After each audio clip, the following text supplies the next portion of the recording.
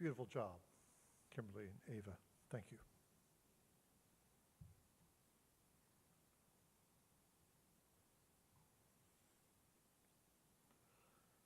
Reading from the book of Isaiah, the 58th chapter, I'm going to read a few more verses and then we'll get into this in a minute. Cry out loud, spare not. Lift up your voice like a trumpet. Tell my people their transgressions and the house of Jacob their sins. Yet they seek me daily and delight to know my ways, as a nation that did righteousness and did not forsake the ordinance of their God. They ask of me the ordinance of justice. They take delight in approaching God. Why have we fasted, they say, and you have not seen?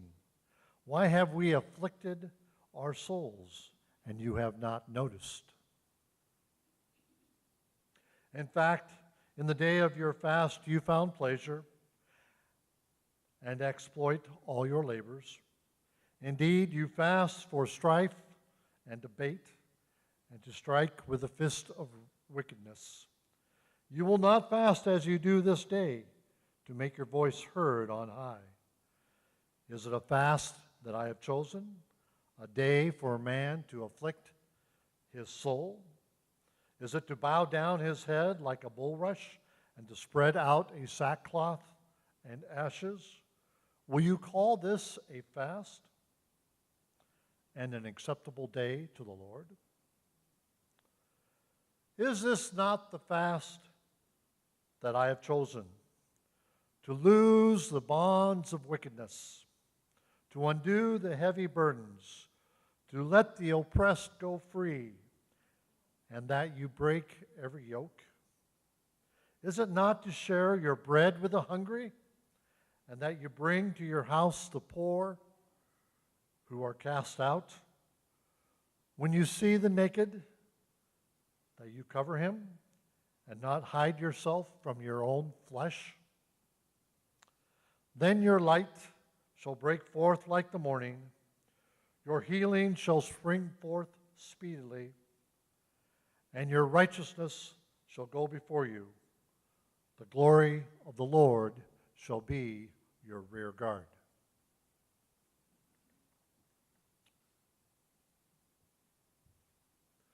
These words of Isaiah the prophet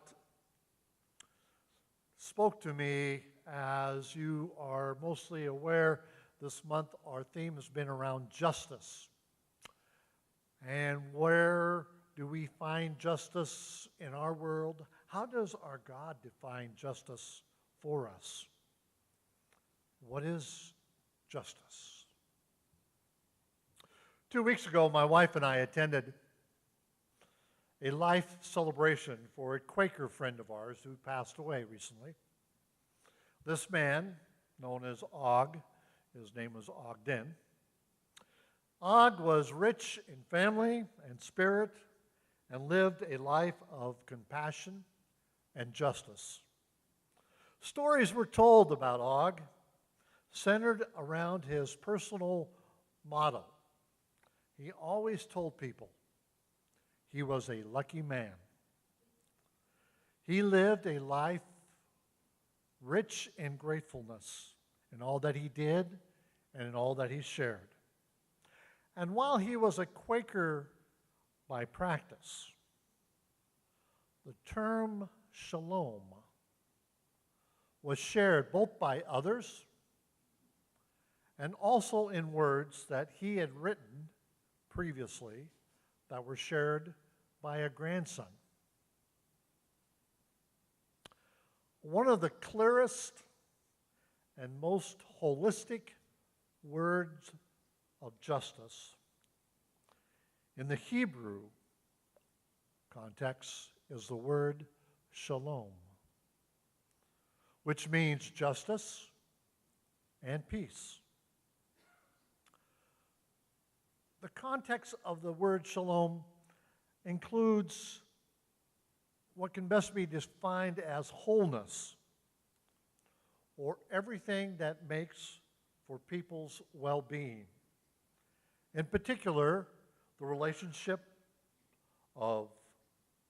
restoration of relationships that have been broken, the restoration of relationships with systems or structures, courts, punishment, money and economics, land and resources. It's about the restoration of relationship in which the Hebrew definition of shalom describes. This deeply biblical idea of shalom is a reason justice has been defined both by prophets and by theologians as being a social process.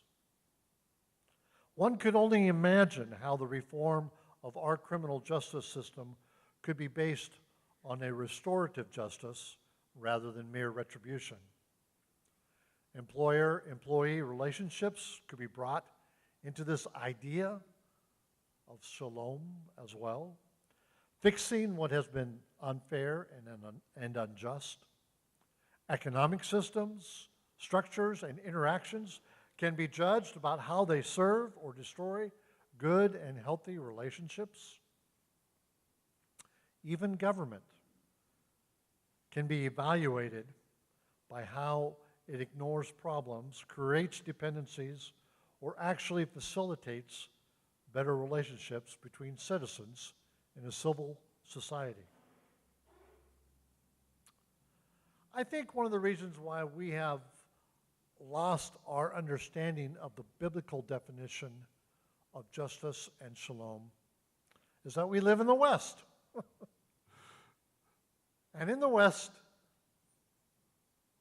based upon our history, we tend to think of justice as being individual rights, the right to do whatever we want, the right to choose, the right to live, the right to do to the land, to the economy, to our jobs, to other people.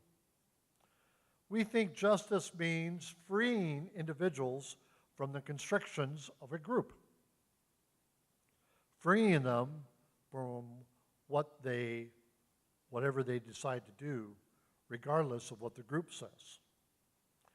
Biblical justice is a little different trajectory. Biblical justice means interwovenness, interdependence, bringing individuals to see that our stuff is not just our stuff. Physically, when your body's working properly, every part works with all the others. But if you have a cancer, it means a part of your body is at odds with the others. You experience the unraveling of a physical shalom. Psychologically, your inner psyche has various parts, thoughts, feelings, and reasons. When they're working together, you experience an inner shalom, peace. But when your feelings crave something that troubles your conscience, you experience guilt, which means you experience the unraveling of your psychological shalom. Financially, when people have money, resources, and advantages, when they plunge them into the human community, so the parks are great, and the schools are great, and the houses are great, you have a strong social fabric. You experience a social shalom. But when the wealthy ignore the less fortunate, when they hold on to everything, the social fabric unravels. I think it's interesting that we talk about justice in our contemporary society, but we don't have the same definition that the Bible does. Behind the biblical idea of justice is this rich concept of shalom. In verse 7, there's a deliberate paradox there. It says, while describing justice, is it not to share your food with the hungry and to provide the poor wanderer with shelter? What is a poor wanderer? The word really means stranger. A poor wanderer, according to the Hebrew commentaries, was an alien, a person from another country who had come into your country with virtually nothing, a refugee. But if you notice at the end of the sentence, it says you need to share your food, to provide shelter, to clothe the naked, and not turn away from your own flesh and blood. In this biblical culture where family meant everything, you were to treat the wanderer as they were your flesh and blood.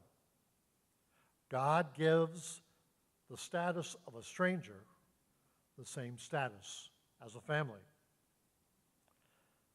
God created our world to be a fabric, for everything to be woven together and interdependent.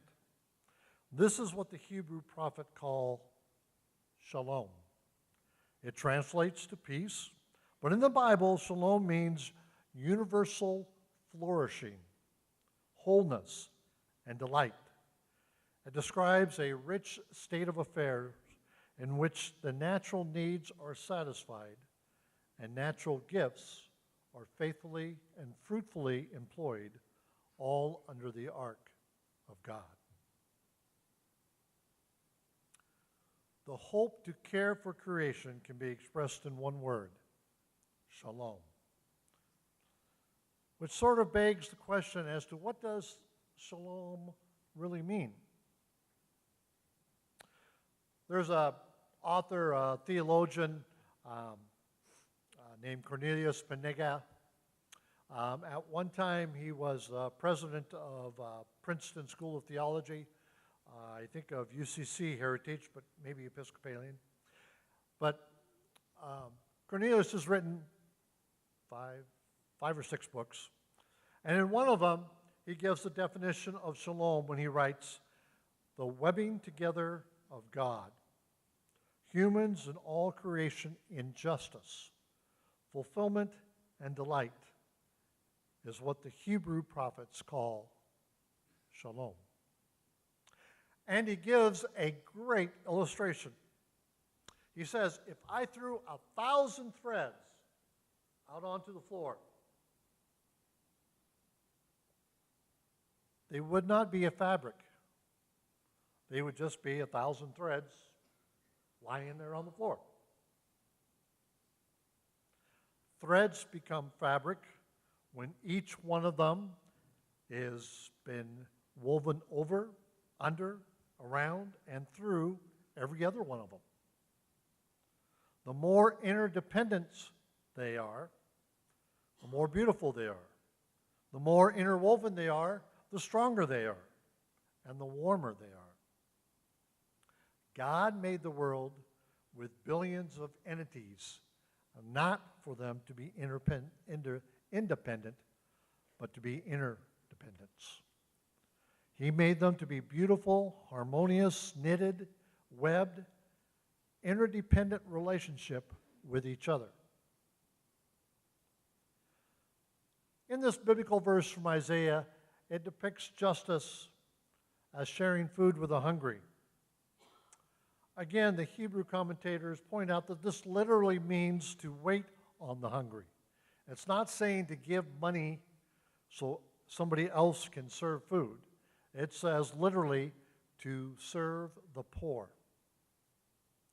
That's what it means to do justice. It means taking the threads of your life, your emotions, your time, your body, your physical presence, your money, and plunging them into the lives of other people through thousands of involvements.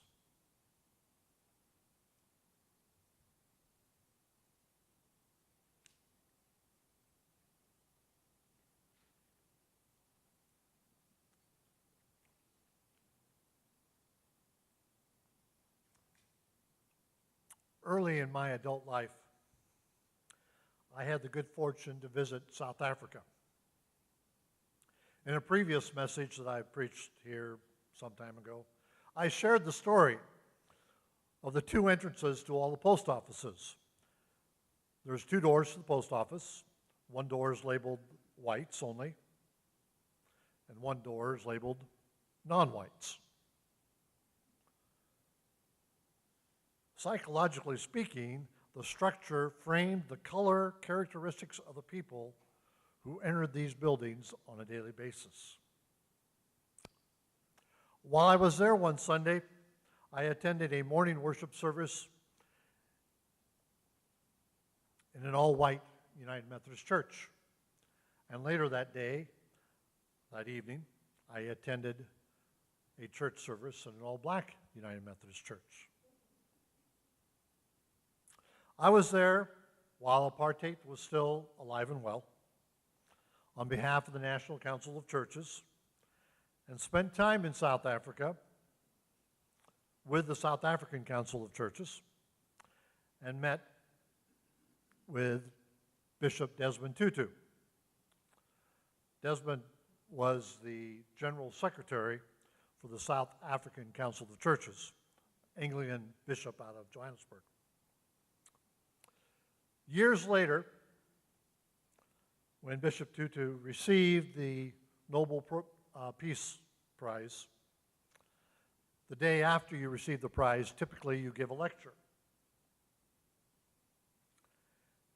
And on the day of this lecture, he called on those who would to be peacemakers, to work for justice throughout the world. He devoted much of his 30-minute speech to a restrained catalog of the ways that the South African policy of racial separation breeds injustice and violence. Stating, "There is no peace because there is no justice," he told the hundreds of Norwegians and visiting clergy crowded into the National University Auditorium, where the speech is traditionally given. But the second half of his speech wasn't about the woes of South Africa. The second half, the message, the meat of his speech was using the examples of what is happening at that time in South Africa with what is happening throughout the entire world. Instead of calling for specific policies to bring pressure on South Africa, Bishop Tutu said that South Africa is a microcosm of what is to be found in other lands to different degrees, and that peace is inevitably a casualty of injustice. Let us work for justice. I think both from the prophets of Isaiah and others, as well as from the theologians, there's a reminder here for us that even though we live in the West, the biblical definition of justice is not about independence, it's about interdependence. There can be no real peace or security until there first be justice, enjoyed by all the inhabitants of our land. The Bible knows nothing about peace without justice, for that would be crying peace, peace, where there is no peace. God's shalom involves inevitably righteousness, justice, wholeness, fullness of life, participation in decision-making, goodness, laughter, joy, compassion, sharing, and reconciliation, which is what this church is all about. There is injustice unless we find peace. We are called not only by our theologians and by our scripture and by our God to work to be peacemakers. In closing, a bit of event. As many of you know, last winter we had a warming center here. And we had our challenges. And one of the casualties of that warming center event was that our relationship with the local police department soured. We were very disappointed about that. And Friday, when I met with the Medford Assistant City Manager, she said the first thing we need to do is heal that relationship so we can move forward to next year. This coming from a bureaucrat who I've known for a number of years. But anyway, I'm also a city manager for those that were not aware. But, for Kelly Manning, the assistant city manager for Medford, to say this is where we need to start spoke volumes. And I'd already written my sermon, believe it or not. We are called by God to be peacemakers. Those given a wonderful share in the Lord's ministry of reconciliation. If we want peace, we have been told, let us work for justice. Let us beat our swords to plowshares. Amen.